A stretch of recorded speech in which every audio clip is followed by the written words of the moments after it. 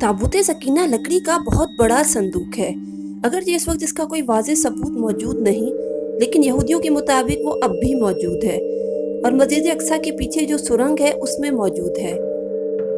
यहूदियों और मसीहियों के मुताबिक ताबूत सकीना हज़रत मूसा अलैहिस्सलाम ने खुदा के कहने पर बनाया था और इसमें वो पत्थर की लोहे ला कर रखी थी जो उनको खुदा ने कुएं सीना पे दी थी और जिनमें यहूदी मज़हब की तालीमात बयान की गई थी। मज़ीद ये भी कहा जाता है कि इसमें हज़रत मूसा अलैहिस्सलाम का असा और मनो सलवा भी रखा गया था। ये बहुत मुक़द्दस ताबूत शुमार किया जाता था और हमेशा मजहबी रहनुमा उसको उठाया करते थे। ये बनी इसराइल के नज़दीक फतह और बरकत की अलामत था।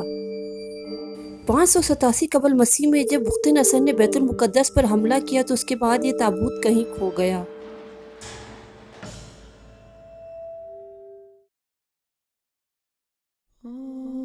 इस ताबूत का जिक्र कुरान मजीद में भी मौजूद है, लेकिन इस वक्त कहाँ है किसी को इसका कुछ इल्म नहीं।